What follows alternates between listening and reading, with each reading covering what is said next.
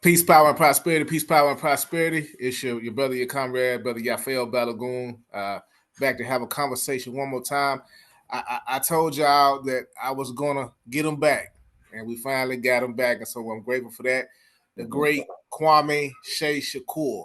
I'm elated to be before you to here today, and I know what maybe was it 60 days ago, 2 months ago, or something like that, or maybe longer that we were in Indianapolis, Yeah, and I had a chance to see. Is that about right? yeah, it was like the end of May. Okay, Yeah, end of May. Yeah. okay, okay. So yeah, most definitely, I'm grateful to be in your presence again, and I had a few people that asked me to try to get you back, and so that's why I wanted to get you back, and I appreciate you for that. And so I did have a couple of questions for you. Okay. The first question I'm gonna have for you, and which a lot of people want to know, particularly in our movement, is in terms of the legacy of the Black Panther Party for self-defense, which is a great legacy.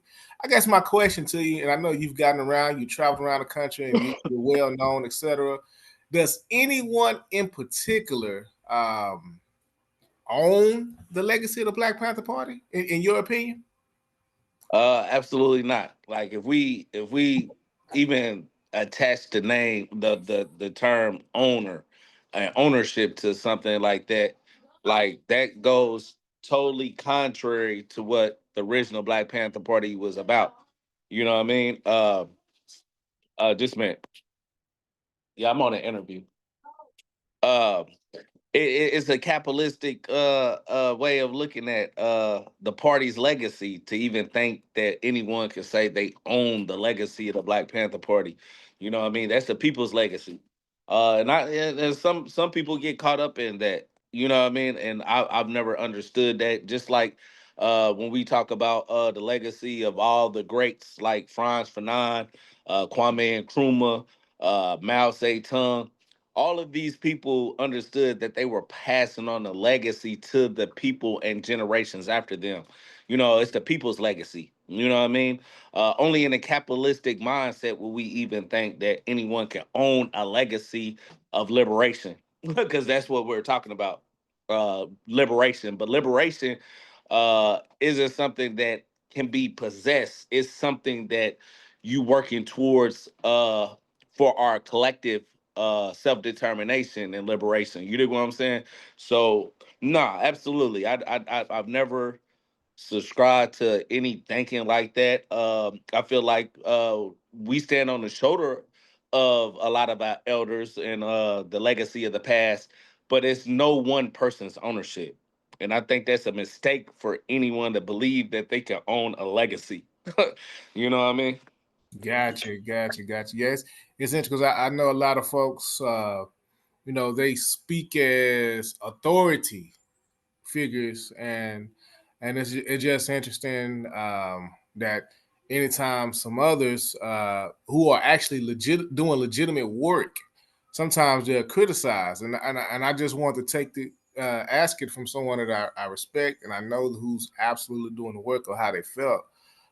So I can definitely appreciate that answer, and I agree to you. If you're doing the work legitimately, and others respect it, especially those that's close to you in your city respect it, then obviously I think that you can say that in a way that you're continuing that exact work in this current generation. So I agree with you. So I did notice a while ago, just a moment ago, or even before you did this, that you were teaching political education.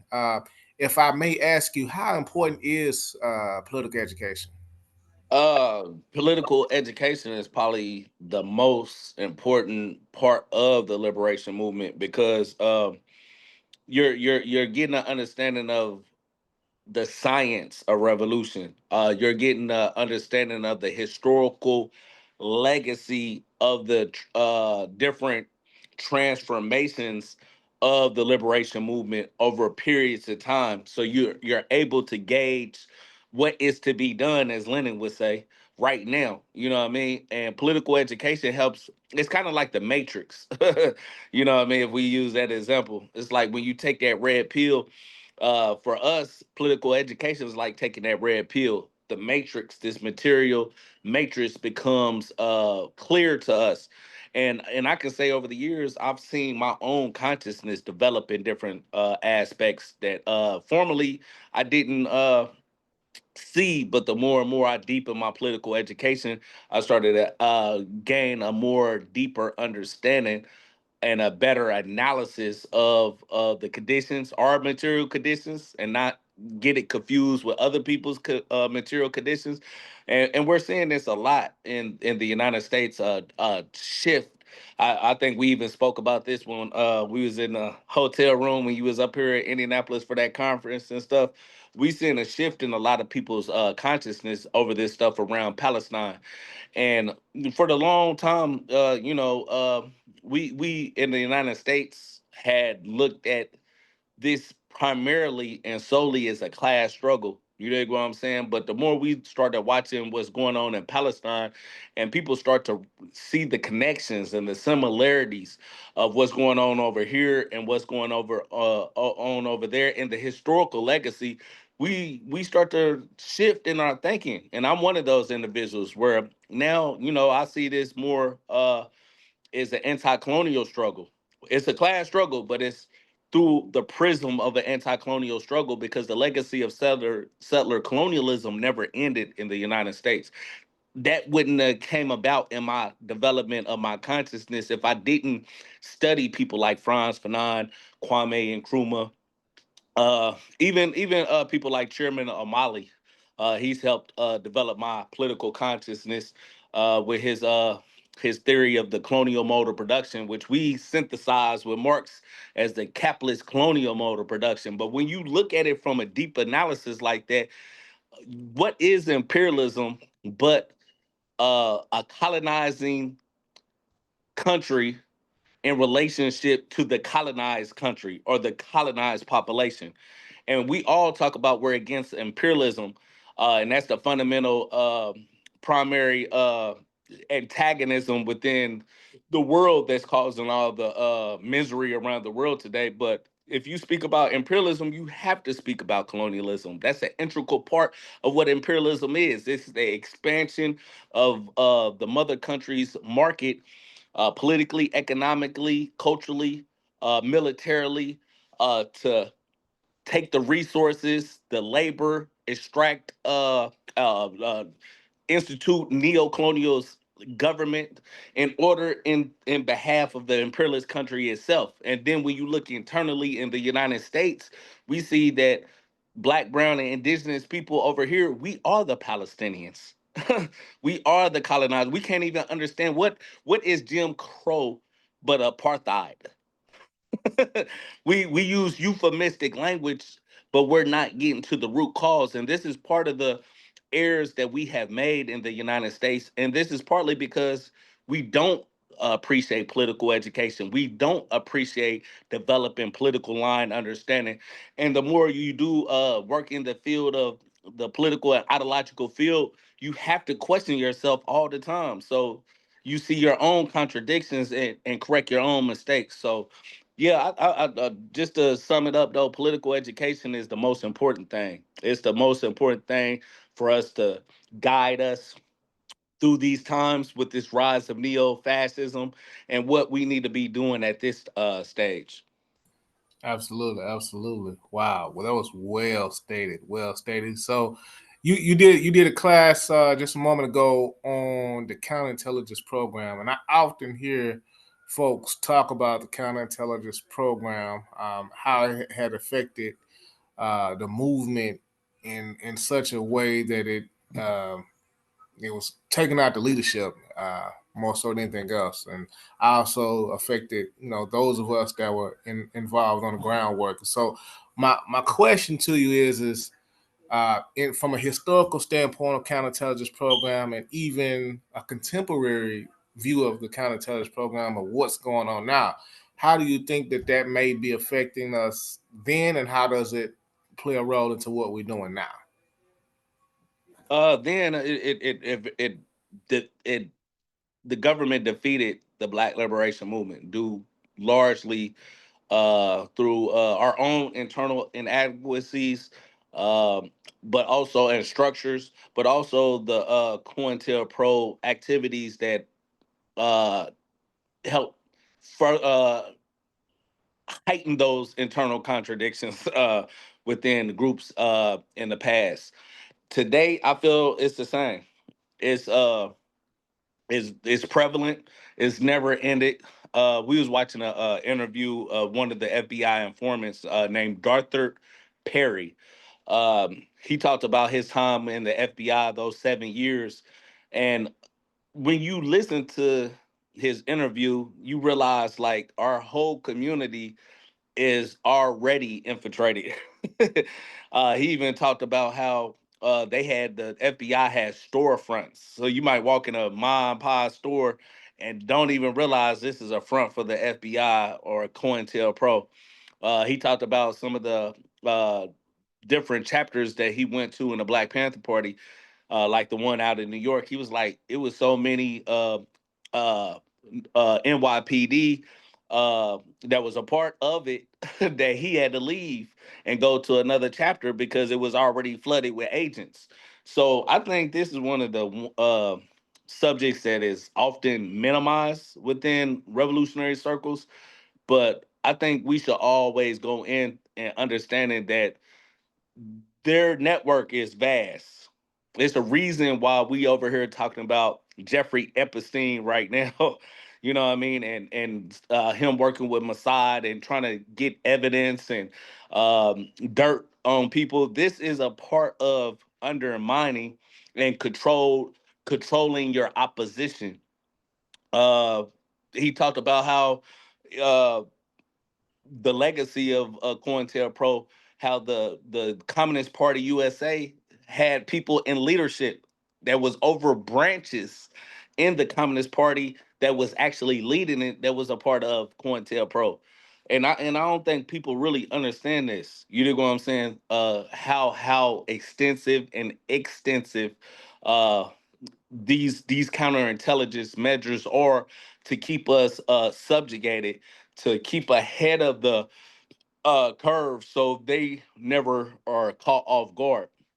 He even talked about, he was like, if even if it's only two or three people, he was like, and they're not even connected to an organization, but you have the ideals of people of the past. You have revolution on your mind. He was like, they're being watched as well. You know what I'm saying? They're being neutral, undermined as well. And and people need to understand this. I don't care what type of work you're doing, especially if you doing work that you putting on social media and stuff like this. You being watched. They're already trying to undermine you from many different directions. This is just how the system works, and it's how it's always worked. But I think it's important to study COINTELPRO so you understand that and can see the patterns when you start to experience those uh, uh, sabotaging type of tactics being used against you. Absolutely, absolutely. You know what? And just hearing you talk about COINTELPRO made me just think about a couple of things. One thing I think I did fail to ask you is I think Kwame Ture always said one thing he said that stuck out to me was join an organization. You know, he didn't care what you do. Just join your organization that's actively working towards the liberation of African people. So, my question to you is this: is just so folks can know and understand what's your organization called and uh, the name of your organization and what's the main thing that you guys are kind of working on now as a group, if we may ask, just in general. So our organization is Black Liberation Party is the party name, and Black Liberation Circle. Very young organization. We established back in January 2024. So we haven't been around long. And just some of the things that we're working on is the most important. What you just said, like our political education is probably our most advanced part of us. Like we have whole courses that you're required to take. And some of those courses might be like 3, 4 months. Like COINTELPRO is probably about 3, 4 month long. We got a course on Zionism. That's probably a little bit longer than that, maybe about 4 to 5 months. Fascism, about 4 to 5 months. Uh, that's probably one of our most important things that we emphasize. We're also writing a book, neo-colonialism. I mean, a neo-fascism, the final stage of neo-colonialism, explaining this time in history and how the rise of neo-fascism came about in this country. Because a lot of people don't understand this is different from the fascism that we have all experienced under bourgeois democracy for so long. So we're explaining that and historically how it's tied to the settler colonial roots over here. It's not just the merger of the state with the corporation. It's also we have to look at the cultural and the material conditions that makes it unique in the United States. So those are some of the things that we're working on. We have a pamphlet out talking about that, and we hope people gravitate towards this political line analysis because we give a lot of reference that people can draw off of and gauge our political ideological line analysis of this time. Gotcha, gotcha. Wow, so that's powerful. That's powerful. Political education is very important. Um, I'm just thinking about a conversation that we had more so kind of online, and I think, and you correct me if I'm wrong here. You correct me if I'm wrong because I know you'll get it right here.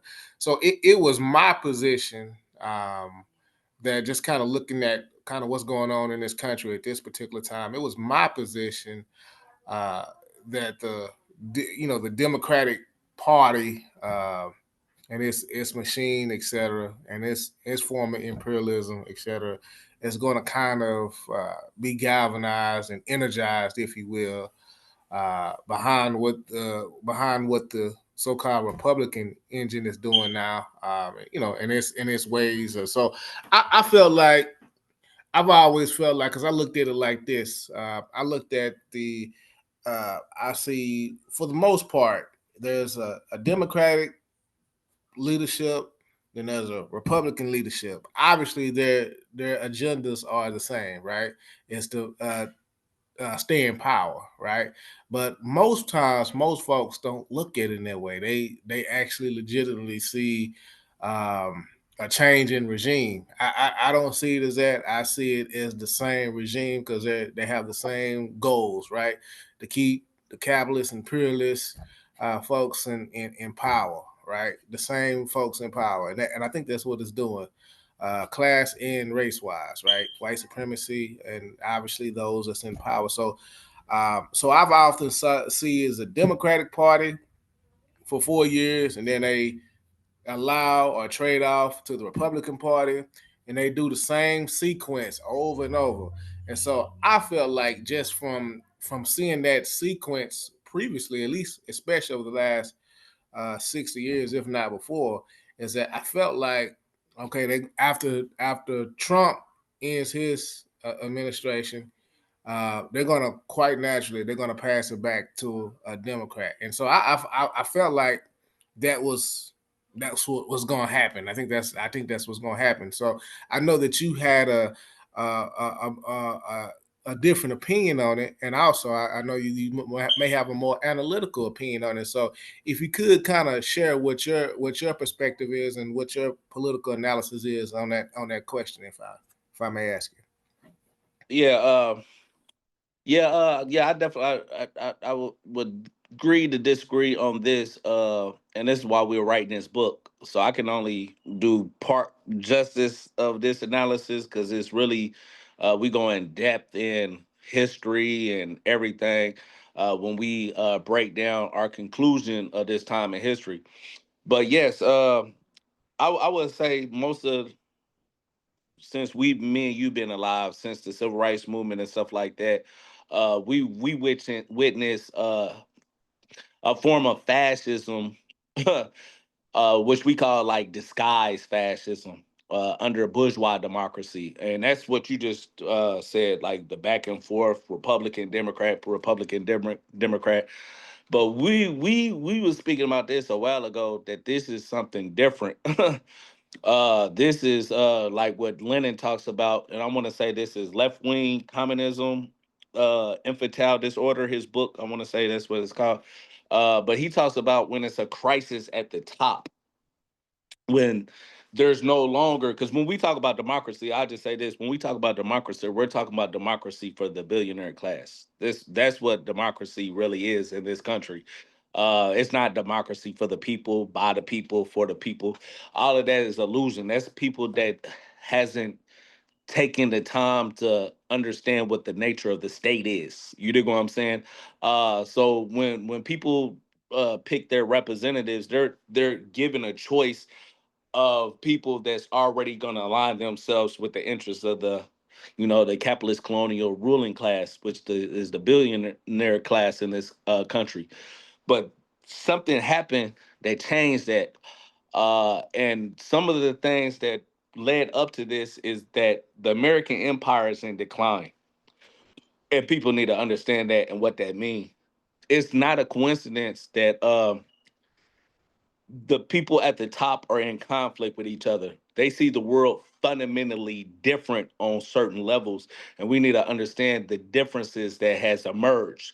So what you call Republicans and Democrats is actually a part of one party now. That's yeah. So in that context, yeah, it's still the same in that context, but they're all in one party now. They're the Democratic Party. You know what I mean? The Republicans that we see today is a different type of Republicans. This is a MAGA fascist, neo fascist, and they see the world fundamentally different from them. So what you have is billionaires at the top that's in conflict with each other. And the ones that support the MAGA fascists is really a minority, but they still have a lot of power. The majority of the billionaires is still supporting the old system, which is really neo-colonialism. But neo-colonialism also includes bourgeois democracy, where people pick their representatives that's already picked for them in a lot of ways. You know what I mean? But this is the difference between these sectors of the ruling class at the top now. This sector don't believe in this no more. This sector sees bourgeois democracy as weak, uh, as undermining the long term sustainability of this model. It feels like it's gotten this country and spread thin around the world and putting money in different places and not focusing on some of its internal needs.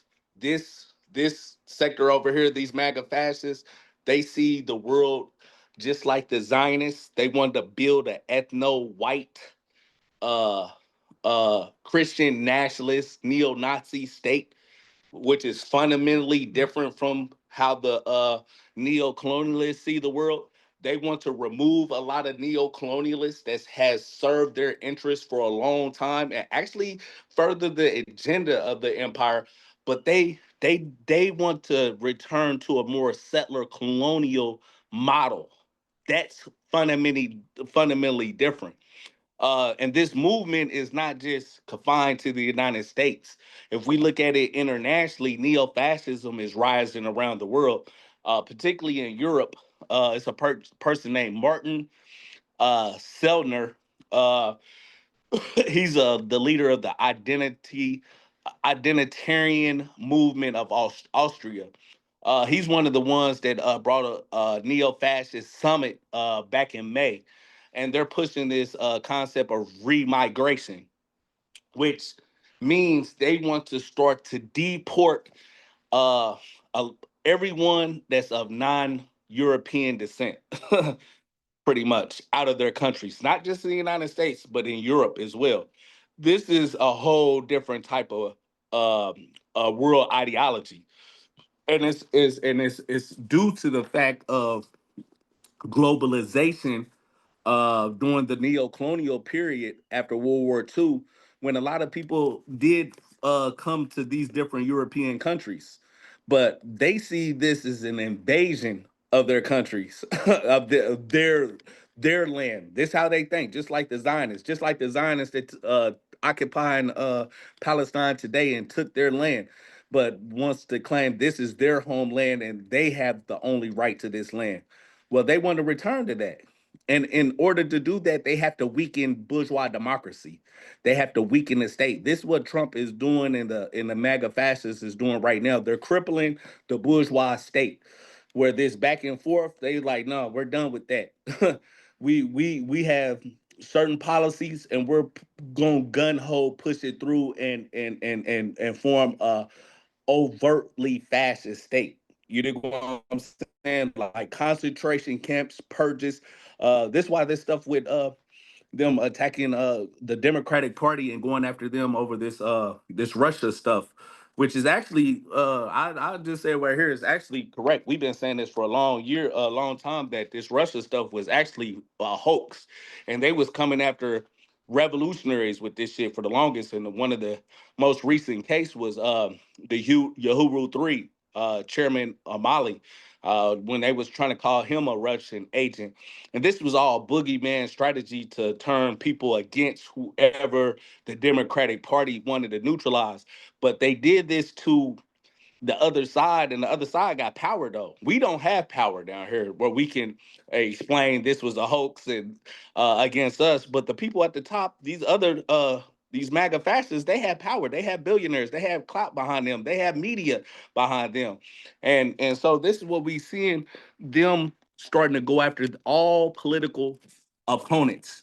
This is what happened in fascist Italy. This is what happened in neo in Nazi Germany. And so when we talk about the Democratic Party, don't be surprised if you see some of these people in detention centers and concentration camps. This is where we're going to. So it ain't gonna be no going back to, you know what I mean, the pendulum swinging no more. They're getting rid of all opposition to their neo-fascist rule in order to push for remigration, to push for the reorganizing into this white ethno state. These white settler communities that's popping up in Arkansas and Missouri, these are just the forerunners and shaping the collective consciousness of the working class white people. So they become class collaborators into this. Them posting on the Homeland Security social media, the John Gast painting of 1872 American Progress, which is a representation of manifest destiny. This is goes back to the settler colonial ideological thinking. So this is not by coincidence. They're going back to age and time where it was all about extermination, driving off the indigenous people, colonized people from their land, putting them on reservations, which was like concentration camps. They're going back to this, and it shouldn't surprise us because we only been in this neo-colonialist age for the last 60 years. So this was out of 400 years. 60 years was an experiment that they see as no longer they can't stomach no more. So when they talk about taking their country back and doing away with DEI, all this other stuff, these are preludes to bring about the white ethno state. So, like I said, I can't really do full justice to this, but this is a summary of what is to come. Uh, what is going on in Gaza, I would say, is part of their experimentation of what they're going to do over here. So Gaza is not going to stay over there. It's coming to a city near you. These were all these cop cities and all this stuff was set up to do is start to we saw what was happening out in LA with ICE. That's the Gestapo. You dig what I'm saying? It's a reason why they're putting so much money into one department to be the security, Secret Service security police. You dig what I'm saying? The Gestapo for the state. And I think we need to pay attention to this change and stage of the system is entering a new stage. We're not going back to bourgeois democracy. That's over with. Bro, Chairman, you've been on fire. You on fire. Straight up, straight up. So I get your perspective. I definitely get it. I can't disagree with it. I think you make some valid points. Wow, you on fire. So I tell you, we won't.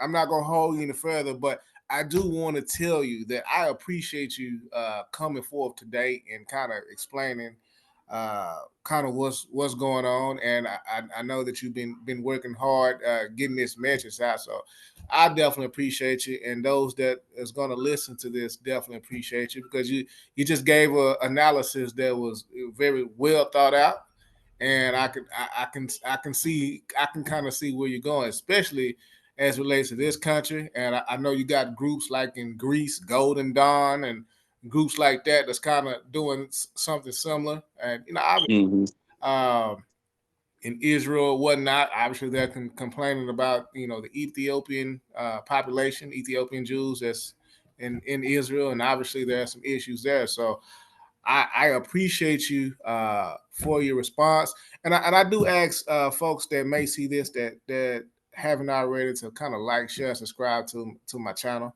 I think it's important to do that, and that gives us an opportunity to have a platform and also discuss from and get our message out. So I appreciate Absolutely. you. Yeah, yeah, I appreciate you very much. Do you have any final thoughts or anything of that nature? Yeah, I was just thinking as you was talking, the geopolitical dynamic in the globe is due to the fact that I mentioned this, but I did emphasize the importance of this aspect.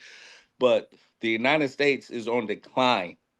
What does that mean? It means it's not going to be an empire no more, and it's going into crisis mode right now. And it's trying to salvage everything it can from this stage it's entering into, where the BRIC countries. When I say BRIC, I'm talking about the global South countries. I think it's 22 of them, 21 of them are part of the BRICS now. Brazil, Russia, India, China, South Africa. Those were the original countries that formed that acronym BRICS. They're pulling away from the dollar. They're about to become the most dominant bloc in the world. And for U.S. Imperialism is having a hard time dealing with that. It's still what, $35 trillion or something like that in debt. 42 trillion. It's like keeps on going up so high. They're in a crisis mode. That's why they're wanting to pull away from the world in certain aspects and focus on purging all the contradictions that's going to become a problem from them going forward in the future as this empire starts to crumble, as the way of life in the United States starts to decline. You dig what I'm saying? So this is also a response from the international aspect of the system in crisis mode. And I think that's important to understand why it's willing to go to these links. This is why they put this dude in office. I don't know how long he's going to be in there with all this Epstein stuff, but all they're going to do is replace him with JD Vance, and the mission goes on. He'll become the new Fuhrer. But part of the reason why he's breaking all these relationships, allies, and across the world, and the United States is looking like a pariah state right now, was by design, because it's going to isolate the United States and what they start to do to us. And they won't have no type of international accountability whatsoever. You dig what I'm saying? And this is part of the strategy to focus on purging the ethnically cleansing the population of black, brown, and indigenous people here. You dig what I'm saying? So these are some of the other features of this rise of neo-fascism, and why we need to really take a critical look at how and why they're going in the direction they're going. It's a lot of people like Richard Wolff. I watch a lot of his commentary. You have Chris Hedges. You have a lot of people that's analyzing this and have already spoken about a lot of stuff I'm talking about right now, and why this is not like the Democratic Party is no more. We see the shell of the Democratic Party. Israel is no more. We see the shell of Israel. But as time goes on, these things are going to become obsolete. And you heard it from here first. Me said right here that this is the decline of both of those. The United States, the Democratic Party, and Israel is all going to become something totally different as time goes on, and people going to see it in their own lifetime, where these things become non-existent, like the Democratic Party and the state of Israel. You know what I mean? So just be on the watch out. And it's not that I'm psychic or anything like this. This comes from political education. This is why we study Zionism. This is why we study fascism. Because once you understand different patterns and they reemerge, you can already predict some of the things that they're gonna do. I would say one more last thing before I go. This is one reason why people like Zoran Mandani is being uplifted. That dude up there in Minneapolis, Minnesota, that's being uplifted. That's Democratic Socialist. The system is so desperate, and the legitimacy of the Democratic Party is so empty that they don't have no legitimacy no more. They're going more to their left to try to co-opt this movement and try as a desperate means to save themselves. You dig what I'm saying? But this is a desperation. And if anybody understands the history of democratic socialism, this was always means to co-opt the movement and undermine revolutionary change. This happened in Germany under Frederick Ebert. Study that history. He was the first democratic socialist president in Nazi Germany. Well, this before Nazi Germany, but in Germany, and he was the reason that the revolution didn't happen in Germany. He put down the revolution. He co-opted the revolution and then helped the rise. This helped the rise of the Nazis. But this is what the neo-colonialists, the regular Democrats, the regular Republicans is attaching themselves to right now to save themselves. But it's a desperate attempt because I see the history is against them right now, and they're going to be the political opponents of the neo-fascists. So don't be mistaken. Don't be surprised when you see a lot of these big time Democrats ends up in concentration camps real soon. Deep, deep, deep, deep. This has been a fire interview. I appreciate you very much for taking the time out, and I know you just taught political education, so with respect to time, I appreciate it very much. We're gonna get you back maybe in a couple of months or something if time permits, or if something occurs that obviously that you can share your analysis on. So we definitely do appreciate it. And again, if you're watching, like, share, subscribe to our channel. Definitely do appreciate you very much. Peace, power, and prosperity. He's power